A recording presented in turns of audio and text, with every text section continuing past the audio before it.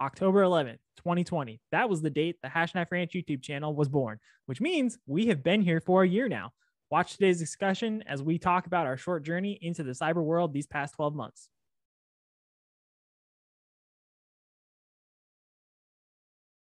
Welcome to Hashknife Hangouts. I'm Calen. The other guy is my father, Brandon. If this is your first time seeing us, like, comment, and subscribe, particularly subscribe. If you are on Facebook, Instagram, or Twitter, find us at the handles below. Now, on to today's topic, which is us. We've been here for a year now, and to date, we have published 200 videos, been viewed 17,542 times. We currently have 136 subscribers, and to top it all off, we have earned 1,325 watch hours. We did get a slap on the wrist for an age-restricted video, but we learned and moved on, mostly. I'm not bitter. So thank you to everyone who has hit the like and subscribe button over this past year.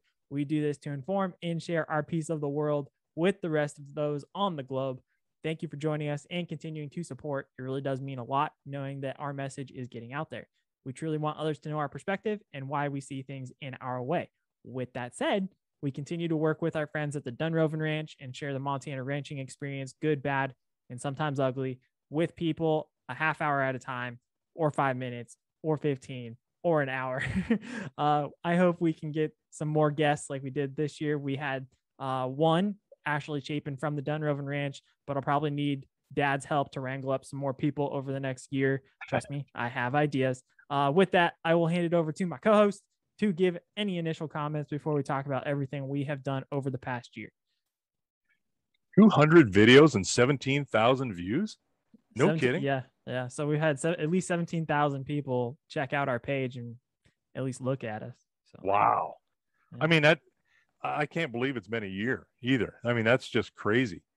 It just time flies, and it flies faster the older you get, believe it or not. That old thing, everybody says that's older, and you go, oh my God, this is dragging. And no, it picks up speed and it don't stop. Yeah. So 200 videos. That's a lot of editing time. I mean, that's a lot of, I mean, yeah, you want to look at my logbook that I started only 4 months ago? For what people see compared to what the work that goes in, and I had no idea. It's a commitment. It really is. And I'm amazed at what people like to see. And that's just, I'm astounded by what they want to see more of and what they think. And please, for those that are watching, comment, let us know what you want to see. If there's something we can do or you're curious about, heck, we'll do that, because the most mundane things in the world sometimes are the ones that people are like, hey, I want to know more about this. Like, I would have never thought to even film that. So yeah, I think we've said that before. I find myself, oh, should I film this? So it's funny. Calen's answer is always yes. Yes. Yeah. I'm not having to film it. You film it. So that's the easy part, right? And I spend a significant amount of time filming stuff too. It slows me down sometimes. If it's ad hoc and I'm on a horse, I mean, you're just there. But sometimes when I'm building stuff or fabricating something, I'm trying to set up, I got to put a camera up on something, and it's a time sink, but it's worth it. If we can educate people, let them know what we're doing and how and stuff. I mean, that's what this whole thing's about. Yeah. That's what it has become about. I should give a full disclosure here, or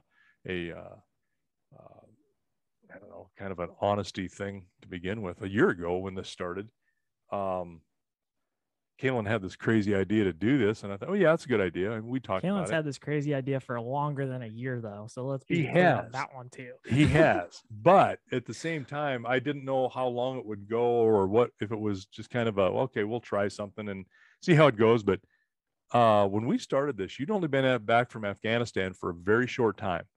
Yeah. And some struggles there and some issues. And for me, it was like, okay, if we can do this and keep him engaged with us, because now he's in another place with nobody and new to the area. You went from Fort Drum to Afghanistan and then to Fort Knox. That was a tough transition. So I thought, well, you know what? This is a good thing to keep him engaged with. I mean, it beats him going to the bar or, those kinds of things, because you see a lot of soldiers that do that. And I thought, well, if this is just a passing thing, I'm okay with that, as long as it keeps them engaged. And we haven't talked about that, but that was something that was a real concern. Yeah, it is. And it was a real concern for me. And I thought, you know what, you do what you do, anything you can do to help out and hopefully get halfway back to a normal functioning life. And it's done that, but it's been beyond that, I think, and it's served a greater purpose of just exactly what your vision was. And I'm happy for that. I think that's a great thing. Yeah, no, I agree with that. It's going slower than I thought it would, but I'm seeing progress too. And I see like the numbers every Monday. I pull the analytics and I see like where we're at and stuff like that. But yeah, I didn't know that was part of the reason why you guys were supporting it so much to begin with. Cause yeah. Absolutely. There were some hard times there. There's some hard times. There's some struggles. I mean, so, you want to be there and do it. You can't do this from 1,600 miles away. You can't be there. But right. Technology now has allowed this to happen. And I think this is a little bit different also than just getting on the phone and say, hey, how was your day? This made you engage in something and use some of your time in a very constructive way. And so that was, it kept you occupied. I said, well, how long will it do this? And I knew there was some work to it because we talked about that. And for me, it was okay. Yeah, whatever we can do, happy to do it. And you know what? I think you've probably learned some things that was in my head that I haven't, necessarily shared because, we're doing stuff and you've been away from the ranch for a bit, being a soldier. So it's good for the engagement. It's good for some of the learnings. It's good to kind of record some of the things that were, okay, this is what we need to do, because something happens to me, I get whacked. You guys are going to go, oh crap. What was his plans for the next year? I didn't talk about them. And they're in my head, that's kind of stuff that takes place. So this has been a good thing as well as not just for the documentation for this is our life, but documentation for, hey, this is where on a business level and a family ranch where what we need to do or maybe not do. This is a crazy idea. No, this would work better. And, would you talk to me about one crazy idea recently? And I was like, hey, I like the idea. I don't think it's feasible. Which one? I have several of those. The coffee one. Oh yeah. I was like, it's a great idea. I just don't think it's feasible. Well, I mean, it is, but I was at a conference that I presented with Suzanne Miller with the Dunroven Ranch about what we're doing with the teletraining at Western Montana College over in Dillon, and they have the horsemanship center over there. And there was many speakers and stuff over the course of the 3 days, and one of them was a cowboy entrepreneur, which was kind of a motivational speaker kind of guy too. And he, at the end of it, gave away some bags of coffee. Well, God, we all love coffee. I mean, who doesn't love coffee, right? And I thought, hey, now I'm starting to think like Calen, where we could brand that, and then we could have different types of coffee, different strength roasts, like the 2 a.m. heifer check. I could have the end of the afternoon. All these different types of, have a half a dozen different types of blends. But it is so overdone. You're right. I mean, everybody's doing stuff like that, and it's like to get somebody to cooperate with that or collaborate. I shouldn't say cooperate, but more collaborate. They may not be interested in what little that we would start out with. So, it's but you got me on the road to thinking of alternatives. Hey. Yeah, there you go. Something outside of just cows and horses. Yeah, that's true. What I will start with though is kind of what we've learned is video editing for one takes a lot of time. Even so, like all the stuff you see on a polished product, it's all very basic editing that I've learned over the course of the last year. What you're trying to say is our polished is not Hollywood polish. No, it's pretty basic. Yeah. But even with that, it amazes me how things like throwing a title slide on there, doing a quick intro to something, and then doing like an end screen, like, hey, like, comment, subscribe at the end, all those things. And then the transition from one segment to another, particularly when I get like 20 videos from dad for one topic and we're putting it all together to create that 1 20-minute segment for our friends at Dunroven. There's a lot of work into it that you're like, oh, that's easy. And then you start working on it and putting like audio together and footage together. And you're like, oh, wow, there's a lot more to this than you'd think. Well, and I had no idea till we started having to keep track, log it. I'll take a video or series of videos, and there's been as many as like 19 videos, separate little snippets for us to put together a video.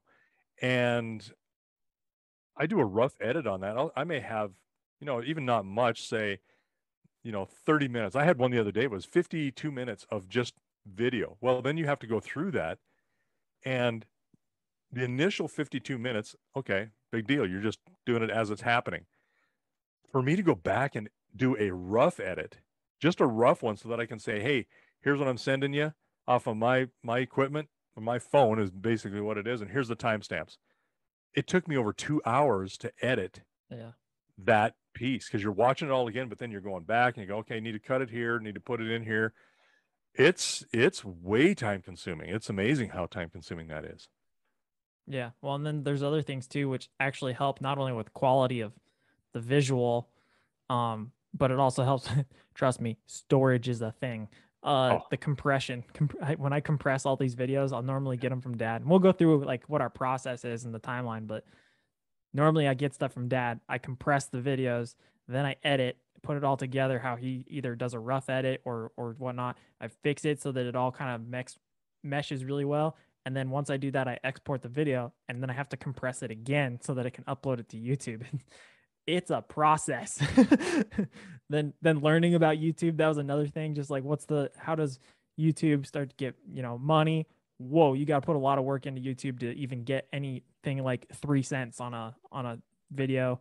Then there's gear. Like, we have very basic stuff, but even microphones goes a long ways, a little bit of lighting, and then having a good computer or good Wi-Fi in dad's case, and then backdrops. Right. Getting those backdrops look decently professional. Well, I got this one here. I happen to be at the house at Shepherd with your mother today, and the one at the ranch, we built that one, and it's different. And oddly enough, we have better Wi-Fi at a more remote, rural area than I do here. So it's kind of a struggle at times. But, the rough edit for me to do that is when I have something I think, okay, this is worthy of a video. Calen's going to think this will work. We should do this. Or, okay, I can see where somebody would be curious about this. I mean, all of these things are it's an analyzation that's going on. Is, okay, is this worth it or not? And then I start to do it. So my rough edit is really about my vision of what I think is there, so it doesn't waste a bunch of Calen's time. And it does help.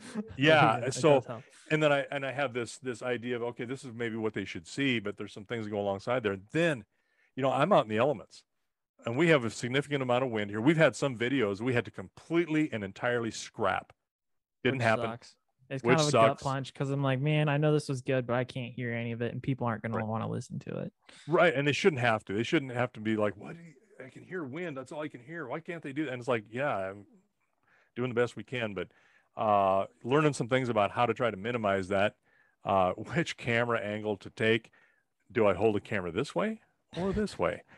And sometimes it gets mixed up, especially when you're filming straight down. The camera kind of has a mind of its own, what it wants to do. And it's like, okay, there's nothing we can do. And I pull it up out of, like when we did one recently with a well that we had to replace some pieces and parts in, and you pick it up from the well, or looking straight down, it wants to film another way, and you turn it like it should.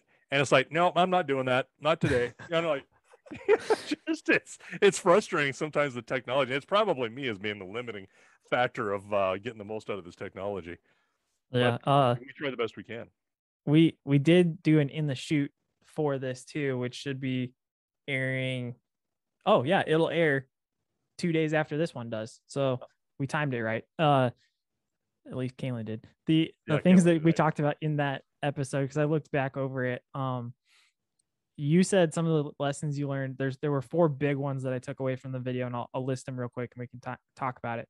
what viewers think is interesting versus reality, remembering to film stuff, which we talked about that already.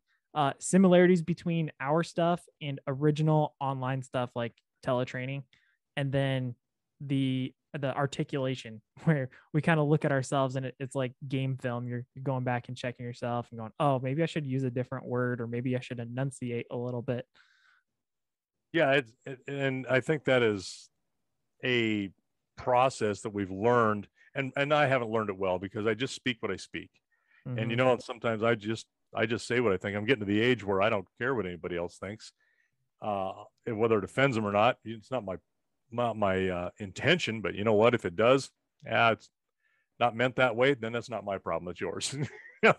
I mean, that's so. But I try to be respectful of people, what they would think and what they want, and use the pause like William Shatner.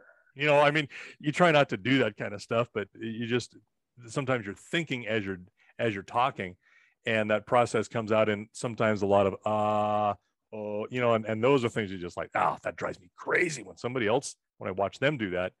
And then I watch me do that with my voice, and that's even worse. And like, oh my God, you're adult. You know, like, dang it, I'm trying to make a good product here, right? Provide something, and I'm just sounding like trash. Right. Yeah. You talk about what's the limiting factor of something that's usable. That'd be this guy. You beat yourself up over it. But I think at the same time, people know we're not, I hope they know we are not in a production studio.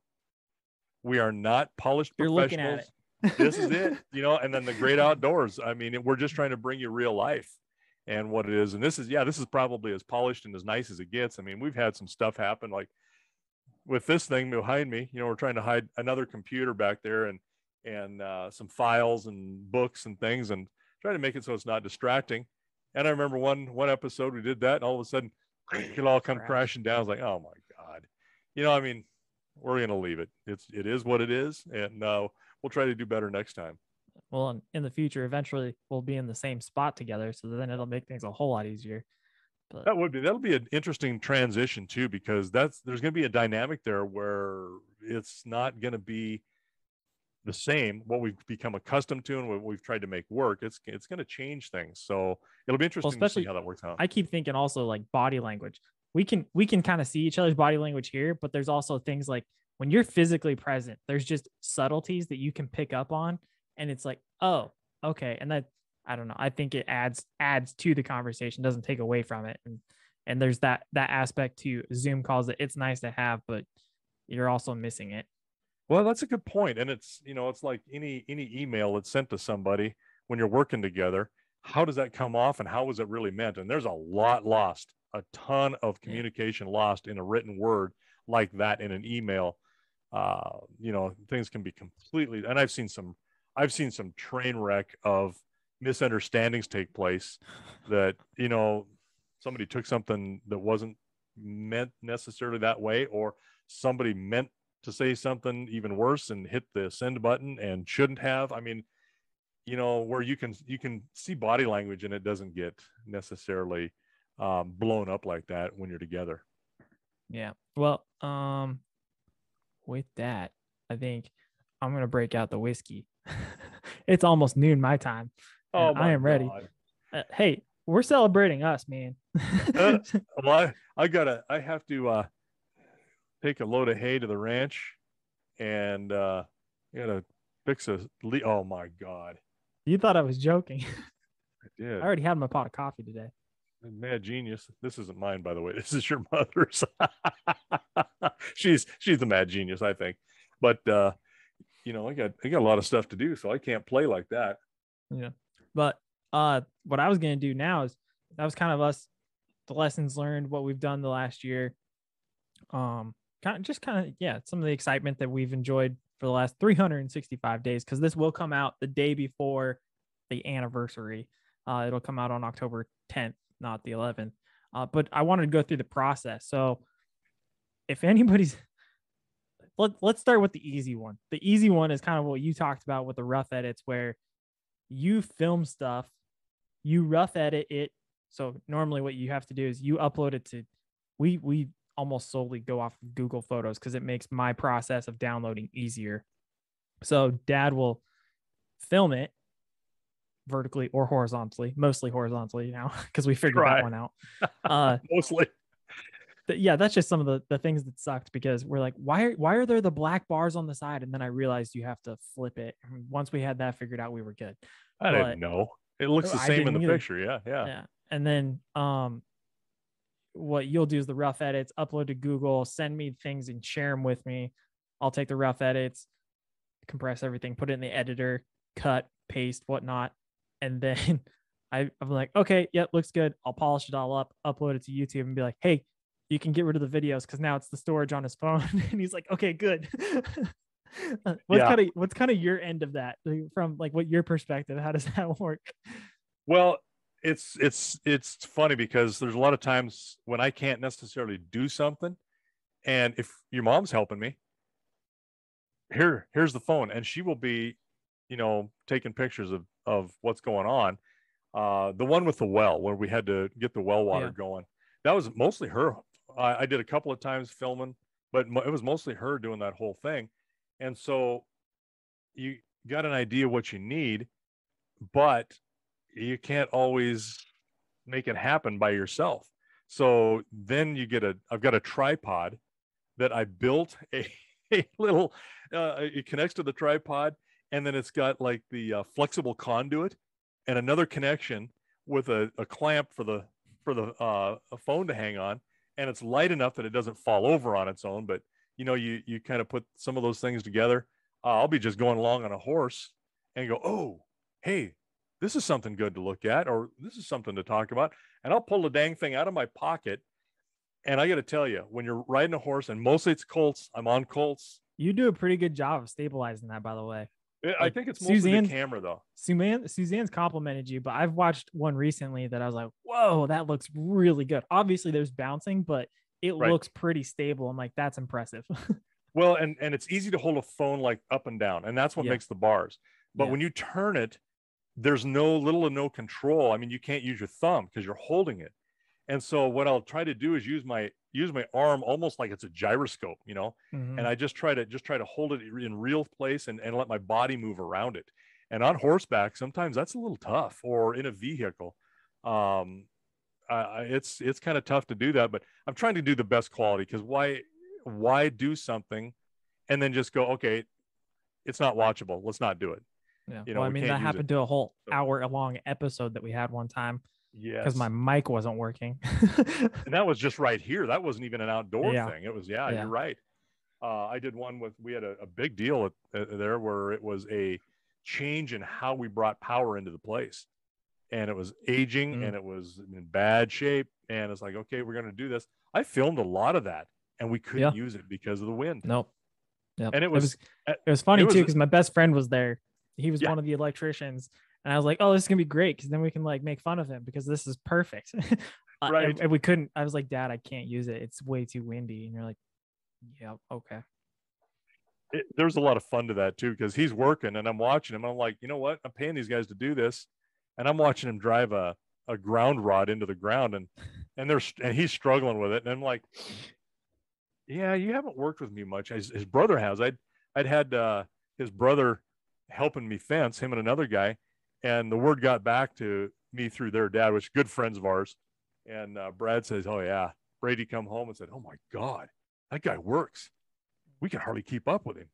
And I mean, these are two high school kids that should be in really good shape. And I'm like, I better not be having an empty hand. You guys would be bringing me posts because I'm stepping them off, dropping them off on a fence line that we're putting in. And the two of them couldn't bring me posts fast enough, even right off of the back of a pickup. And it was killing them. And they're like, oh my God, he works. Like, so your buddy, guy's like a kid to me, Austin, he's pounding in this ground rod. And I'm like, you're not really trying that hard. And I'm starting to give him crap. And the guy that's working with him, he's laughing. By the way.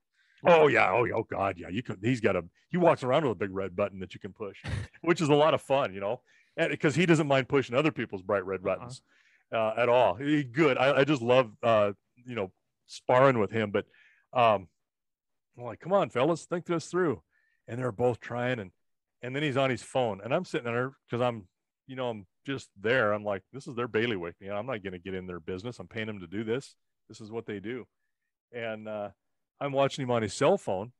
He's sending texts. I'm thinking, I said, what are you doing? Mostly what I don't me, know, by the way. Exactly. It was to you. And he's taking pictures of me sitting on a pile of pallets watching these guys. Says, this guy doesn't even do any work. Well, guess what? Guess who helped him out on how to drive this rod, thinking outside of the box. And they're like, oh, yeah, I guess we could do it that way. And so it's a lot of fun. Funny how he didn't share the part where you were helping, though. Oh, of course not. No. I had to. They're like, we can't get this. How are we going to do this? So I'm like, okay, let's go over here. Let's put this post pounder on the top of this, and now let's use a sledgehammer to hit the top of that down instead of trying to do it at an angle that's close to the ground. That's not going to work. Think, fellas. It is funny though that you say Brady's actually helped us more than he has in terms of like fences and stuff. Because now that I think about it, when you had to make that one fence line at the wedge, we were trying to spud and spike through the sandstone, and I thought Austin was there. And no, now that I think about it, it was Brady. Him and I and Braden were hitting that spike trying to break up that sandstone. I don't think Brady was there. That was actually Connor. Oh, you might be right on that too. I know I'm right. Probably Chase. Oh goodness. I don't think Chase was there, but it was Connor. But yeah, but the point is, we have things happen and some behind the scenes things that are actually kind of funny that you don't get on film because you're doing something else. Well, if we had a film crew, it'd be great. We could catch all sorts of hilarious stuff. Oh yeah. We're not there yet, folks. But with that, we have I just kind of talked about some of the educational videos. If you're curious, look at our playlist, educational videos. They're typically about 20, 25 minutes at most. They're shared with the Dunroven folks. And then Dad actually does some narrative and discussion with Suzanne after it's aired with the Dunroven people. So really, which funny enough, those are actually some of our more popular things. Never thought they would be popular. I was like, okay, we're doing this to help Dunroven. We have like over 7,000 views on one, several that are over, I think over 1,500 and closing in on 2,000 views within this last year. It's crazy because I just never thought they were going to get that view. But then we started off with this platform, which is the Hangouts. And this is a weekly 1 hour, and it doesn't have that many views, but we want to put it out there because it still has good conversation. It also forces me to keep up to date with egg stuff frequently. Go ahead. And I think part of the difference is I think we don't want to mislead people or kind of go what we do here is us. Mm-hmm. And then what we do with Dunroven already has their people that they have subscribers, and they're all over the world. And ours are all filmed and edited. We don't edit stuff out that is good, bad. I mean, it's just like, okay, that's not really usable. And we try to compress that into a time frame, where the stuff we do with Dunroven is they get some of our video, watch it, but that video is live streamed all over the world. Oh yeah. And so the conversation that Suzanne and I have at that time is live streamed all over the world. That's in real time. And then I work with the wrangler, whether we're doing some horse training or you're driving horses or whatever they've got going that they want to do that rely on my noggin and what my experience, what I've done. That's all over the world. There's two different types of platforms there and how things are made for viewing. Yeah. So, and then you've got our stuff into different categories, right? Yeah. And I was going to get to that. We have multiple categories.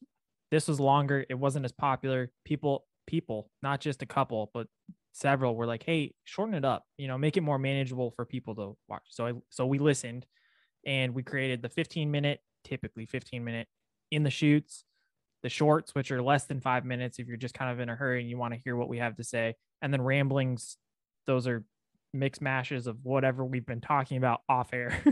But how it works is like with the Hangouts, this platform, it's a weekly meeting with Dad and me, or sometimes Mom and a guest. And right now we actually film a week prior to. So this is going to air on the 10th of October of 2021. We are filming on the 3rd, and we always do it. We used to try and get 2 to 3 of them in the queue and ready to go, but we realized some of the policies and politics that are occurring in ag were occurring so often that we're like, oh goodness, that's too far out. So keeping it closer to a week out, it allows it to be more manageable, and we can still talk essentially current affairs without it becoming an issue. But what happens is I start prep on like Monday, Tuesday. I'd like, what am I looking for? What are we going to talk about? I start researching it, and it's not like in-depth research. Don't kid yourself. I have a full-time job. It's enough research that we're dangerous. We can kind of get some information and share it with people, and at least provide some sources for anybody who's interested in the subject. Then I create notes, which is what I am using right now to discuss, because we found out, hey, Calen having a monologue probably isn't such a bad deal because it provides context at something, and we don't just like go willy-nilly on a timestamp here, and we can actually figure out what our thoughts are and have it kind of organized. So I put notes together, I do edits and stuff like that. Then it's film time. Lights, camera, action, man. So put up the lights.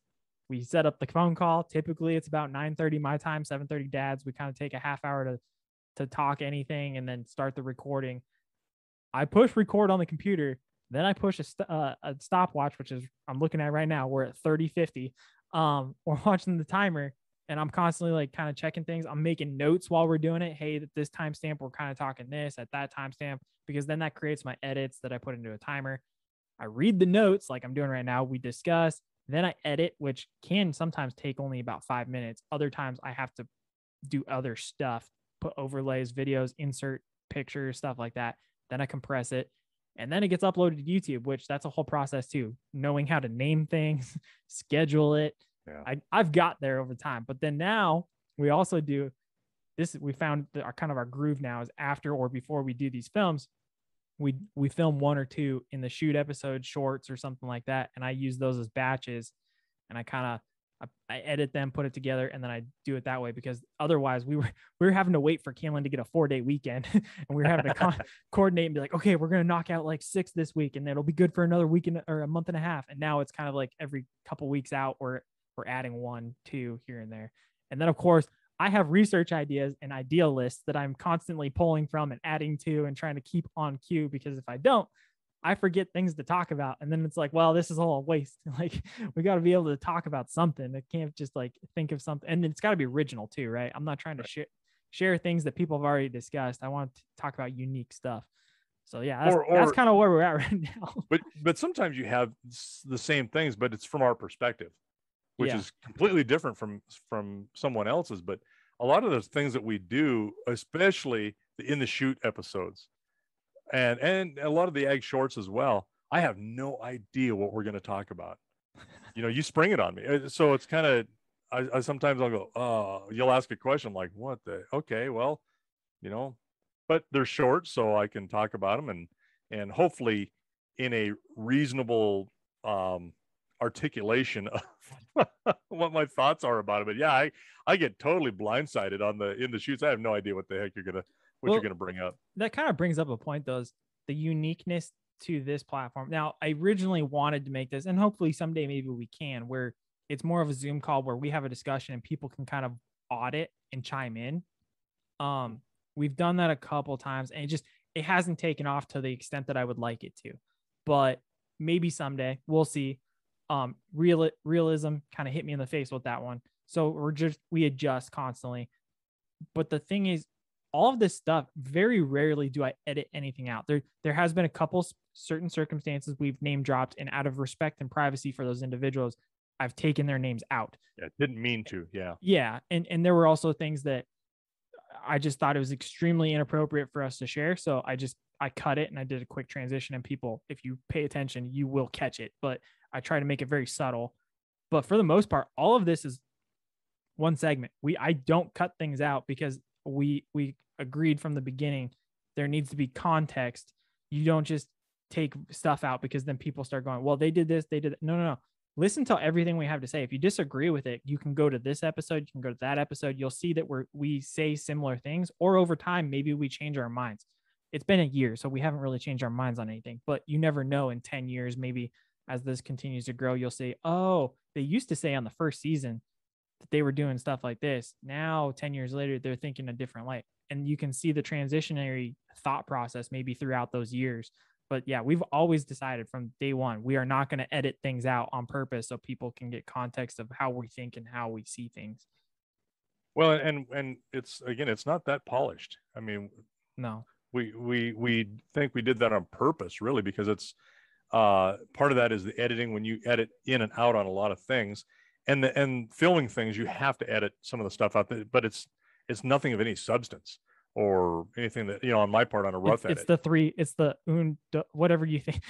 Dad always counts me in with French or whatever the hell it is, and I'm just here smiling my little pretty smile and waiting for him to finish so that we can go, hey, welcome to Hashknife Hangouts. That's the only thing that edits out. I think that's 1, 2, 3 or 3, 2, 1 in French. How the hell do I know? I just picked that up somewhere. I don't know. Anyway, but to me, and it's just probably my small world thinking in what I do. 200 videos just doesn't seem like we've done that many. I would have thought like 50. And then so you got to think about it this way though. This is going to be, so I disagreed with how you guys wanted to do the naming, Mom and Dad, but hey, they won. They said season 20, episode 1. I'm like, okay, why don't we just do episode 1? They're like, no, that way people can see the year. Okay, so we did season 20 for 2020 episodes. I think it was 1 through 8. That was all we had. And then we hit 2021, and now we are on episode, I think 30. This will be 38. So really? Just in that's 38 episodes plus 8, which is 46 just in Hangouts. And then all the ramblings. So keep in mind, ramblings may be multiple segments within a long 3-hour discussion that we had via Zoom. So I could have 15 videos from that. I just cut like 30 seconds or I cut 5 minutes. It doesn't matter what it is. And then I throw it up there. That could be anywhere between 1 video, 0 videos, or 15. So it depends on what we've got. That's true. Well, but and to me, 7,000 views seems like 17. A lot, but or 17,000. I'm like, it seems like a lot to me, but I know there's stuff that a single video gets like what, 1 million or something. I don't know. Right. I'm just throwing that out there. So I mean, really, the more successful people you'll see, they'll have 800,000 video or views within a couple hours, but they've got millions of subscribers. There's just, I was going to say, yeah. And I don't know how long it took them to get there. And I'm sure it depends on, they're already a following with some kind of a notoriety, if they're a sports figure or something like that, or political figure, whatever. They're going to have that base, and maybe at some point ours will have, the more subscribers we have, then they get shared, then that logarithmic growth takes place, where you just all of a sudden it takes off. And I get that, but I'm just astounded that we've had that many in a year doing just what we do.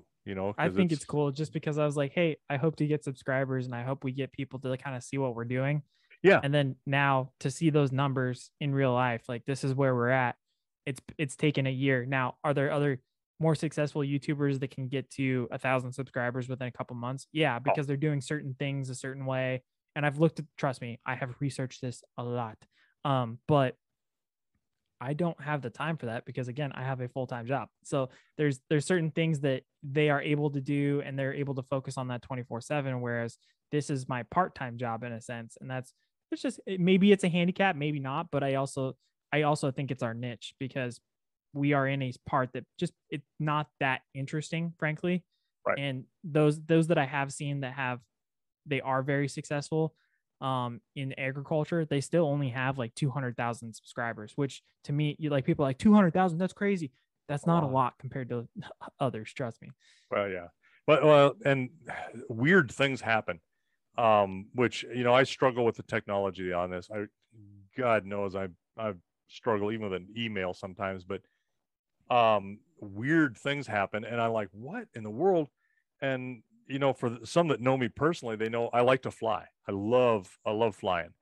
And I learned about a Russian aerobatic pilot, this woman, Svetlana, can't pronounce her last name, but this woman can fly. And she's won, international awards in her aerobatics. And she does this thing for her kids, some little thing with her hands to let her know, hey, here I am. And so I was watching a bunch of those videos on YouTube. I thought, this is pretty cool. And then the next thing you know, I'm getting like these Russian girls that are like naked, half naked, crossing rivers, and I'm like, where did this come from? This is, I asked you about that, and you guys are giving me crap about watching Russian porn. I'm like, and then you said, oh, you're watching that Russian female pilot. You put in that, and because I didn't know her name, I was told about her. Yeah, and they so probably picked up Russian female, and that's where it went. Yes, exactly. Yeah. And we figured that out. I had no idea about that. So you have to be really careful about what you do, what you look at. It's also the importance of what I've learned too. Tags. Yes. The tags and the naming. We used to do for our, and I'll lay out the video schedule real quick. We do Hashknife Hangouts on Sundays. It's an hour long. That's when it releases. That's really when our week starts. Mondays typically are a 20-minute educational video. Could be on anything. It could be calves. It could be horses. It could be cattle. It could be anything. It could be like what's going to happen this week, which is there was no water. And that's the one you're talking about. We're fixing the well on Tuesdays. So that's Sunday, Monday. On Tuesday, we have In the Chute. It could be any topic that's ag related or horse related.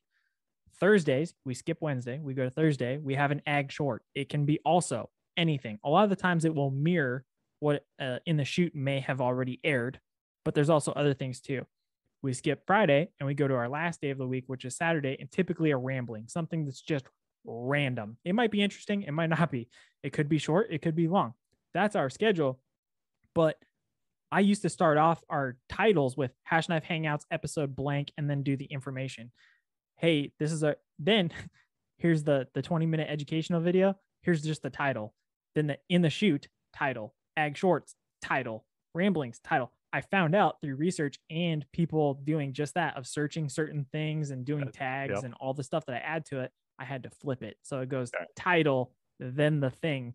And it tends to get more views that way, which is crazy because people are like, oh, that's so mundane. Like that shouldn't be a big difference. It shouldn't be, but it is. But that very thing and that's where I was headed exactly with that, with what I was doing a search on for something. You started getting stuff that, it starts feeding in there. And I didn't know that. You didn't know that to begin with. We figured it out, but then you get in with more of the research and why and how and what should be. So yeah, there's a lot of learnings here, a ton of learnings, and I suspect that we're, not much below the surface of that iceberg that we're, chipping away at and trying to learn on. So, but it's been fun. I mean, there's been a lot of things. Things will come up, and I'll be talking about something, and it will spur a memory of when I was a little guy, and something my grandpa said, or something they did, or my dad, and sometimes it's good. Mostly it's good. And there's sometimes it's not so good, Yeah. Scarring. I'm scarred, but it's just what it is, how we do it. And it's been a lot of fun. I just cannot believe we've had a year of this already. What we're going to run out of stuff. Trust me, that's one of my biggest worries. Yeah, well, and it could be, but I mean, I think there's so many things that are similar that I don't know if people want to see that again. They'll think, we've seen something like this. See, and that's what I worry about is we've done a year now, and what happens when we go do fall market year 2? Is it going to be interesting? What if we do branding year 2? Is it still going to be interesting? I don't know. We'll find out. Right. But what people, I guess that kind of leads to the next thing. What people can expect from us, pretty much the same thing. We're going to continue. Dad's going to keep filming like crazy. I'm going to keep harping on him like that. I will still keep trying to stay on top of related ag policies and topics in our national and state governments. We will continue to try and come up with topics for In the Chute and the shorts and stuff like that. But until I come out of the military, which kind of leads to our long-term plan, it was official about a week ago. I'm going to exit early 2024. So I will be, over the next 2 years, continuing to do this. So there's not going to be much change, but not in the format, but once I do come home, there will be a different change, and we're going to have different backgrounds. We're going to have a different way we go about this thing. So I'm looking forward to that, but we're going to continue trying to build where we are right now, the way it is. So kind of the plan for our future is some of the longer videos, other than the educational ones, because I think the video is important for the context. The Hangouts, I will try to start figuring out a way to make those into take the audio files and make them into podcasts, because that was the original intent, we discovered YouTube was just easier to transition to. Might take some of the in the shoots, make those into a podcast. We'll see. That way people are, if they're not interested in at least watching videos, they can at least listen to what we have to say if that is interesting for them at all. I put on here, do some other videos and forums, working on one. Oh yeah, that's kind of Dunroven related, which goes back to finding more things to do with the Dunroven Ranch. So any and all suggestions Suzanne can provide. We've already started one. We actually filmed on Friday. I've got everything uploaded to YouTube now and ready to go. Now it's just going to be determining when we release that, because I think it has a potential. I don't know if the videos are quite where she wants, but it's got the potential, and I think it's going to be something very interesting to see how the ranch transitions from one generation to the next. But also kind of what you said too about our discussions, I find it interesting because I had dinner with a coworker last night, coworker and friend, and I actually got this bottle of whiskey from him because he hated it. And he's like, I'm not going to make you buy it. I'm like, no, I'll buy it. It's a cheap bottle, $20, but it was really good. And it's considered a daily drinker.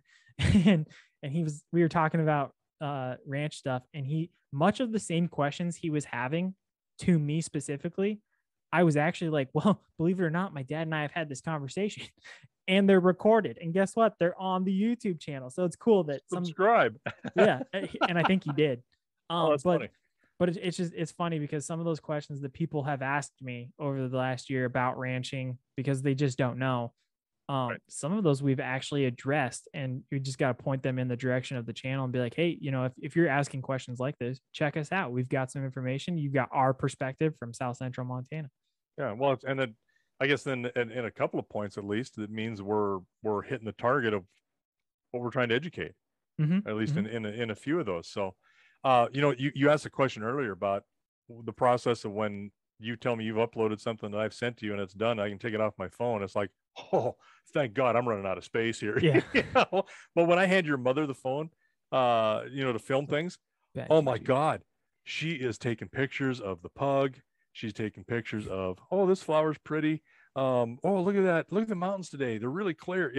We can probably make a compilation of the pug just off of mom's phone. Oh my God. That dog and her are inseparable. And I don't know who suffers worse when they're apart, her or him. They just have to be together. But your mother is so sweet that she just sees the good things in everything and wants to share them and take pictures and just kind of document them. And it's funny, then I'll get all this stuff on my phone, kind of, what? Oh yeah, she had the phone. That's right. I'm not taking pictures of that. Why are there 20 pictures of this damn pug? Yeah. And so I can take stuff off and try to keep this thing churning, but it's surprising to me. Sometimes I'll take a picture of something for a reference that I'll use later for myself. Yeah. Instead of making a sketch of something or trying to remember what it was, man, that taking a picture of something, that's handy. And so that's come in more than once, and I forget to take them off and my phone fills up, and I'm not just taking off the stuff that we do.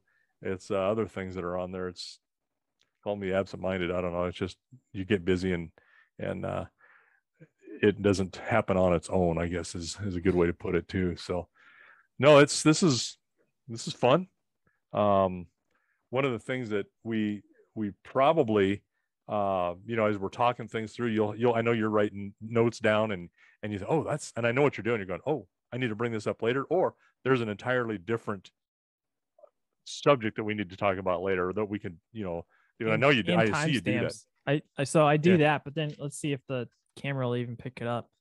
There you go. There you go. Yeah, got do timestamps. So those timestamps are important to me because as much as I like hearing myself and I'm vain and like to see my beautiful face all the time, oh my God, I really don't want to. Already, he's had too much whiskey. Yeah, I don't want to sit there for a whole hour listening to, right. Okay, where's the spot? So even if I can get a rough, you'll see on there, like I just put 40 or 29 or 18 in that area. If I can plus or minus 2 minutes, I can find the spot. And then that gets me the timeline so that when you look at the bottom of the description of the video, people can always look at the hyperlink and they're like, I'm just not interested in this part of the video. I want to see what they're going to say about this subject. And so that's what a lot of it is. But there are times where, yes, exactly, you're on the money. It's like, oh, I need to ask this question, or oh, that's a subject that we could ask in the shoot or a short or a whole nother Hangouts episode. Well, and sometimes for me, it's not as bad, I don't think, because I'm taking shorter snips of something, and I try to keep them under 10 minutes. A 10-minute video for me is a long video. You're talking about for filming? For filming. Yeah, well, it's also the downside to it is also the downloading and the storage portion, because the longer the video, it takes longer for you to upload it to the cloud, for me to get it in Kentucky, for me to download it. Right. Now, I recently evaluated a horse this last week. Traveled to evaluate it for Suzanne, and a gal was happy to hold the camera and film. I got 30 minutes in one whack, and I was like, oh. So yeah, your timestamp is something that's a good tool, because I never have to use them, because they normally have shorter ones that, okay, this is 4 minutes, this is 5 minutes. I can work on this a little bit today, and it may take me a couple of days to get through an edit on something, but it's because I'm doing things, but I'm having to watch the whole film again eventually, over the course of time, because I'm not taking timestamps in real time. And so that's what happens. Some of the ramblings, I think, are the most entertaining to me, because I mean, you're just taking a film and recording, and we're just having a casual conversation. Your mom and I, or maybe even your brother's in on that. And oh my God, some of the funny stuff that we're always jabbing each other, or, making fun of each other, or, and some of those, to us, I think they're funny, but, and then when you put them on there, I'm sure there's some people going like, these guys are stupid. Yeah. What is going on? But, in the full context of, a lifetime of, oh, remember when you do this? Remember when you did this crash? I mean, so. The other thing too is, like, there was one that I was like, okay, we'll see what happens. And it actually got a decent amount of views for a rambling. And it was MASH, like I said, real life MASH. And I was explaining the modern medical care system for casualties in the Army. And people were like, whoa, so what does Calen do? Like, right. Like, oh, yeah, they had no idea that was my job.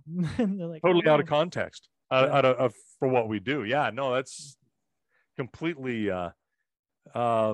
expected, I guess, but you don't know that at the time. That they see you it's like seeing somebody who is in a certain place all the time, and then you see them out of there and you don't recognize them. Or me, if I go to town and wear a baseball cap, I can walk by people which happens once every 10, 12 years.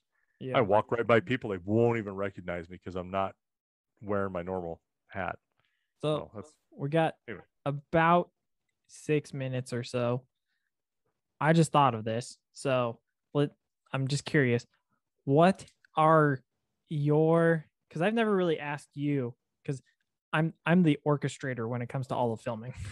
Let's be clear, folks. Yeah, he's as you can notice, he's looking things over all the time. He's the director of this thing, director and editor, producer, and putting it all together. I just take the rough film, give the rough edit, and then I'm the talent with the beautiful face, not just the pretty face. I'm the beautiful face with all the knowledge here. But yeah, no, really, I'm like doing all the things. You see me I'm looking at timers constantly. If you see my eyes moving, it's because I'm checking things constantly. I'm reaching for my coffee cup. Yeah. Or my water glass. My question is, because I have never asked this to you, because I've just told you this is what we're going to do, or this is the newest idea, this is what I think we should do, and you're like, okay, sounds good. On our Hangouts, yeah. It's normally, hey, so I'm thinking of doing a 15-minute episode. We're going to call it In the Shoot. Like, that's how it starts. So I've never asked you, and here it is. What's something that you want to do on the YouTube channel, or do you have any ideas that you think would be awesome for incorporating more ideas or thoughts, or what's kind of something that you would think would be kind of cool to do? I think just what we're doing. I mean, I would like to do, there's a couple of things that I'm working on. And one of them is, you remember the old wagon that your grandpa started building? Yep. It sits outside. Yep. I am going to revive, or I'm going to resurrect that. I'm going to put a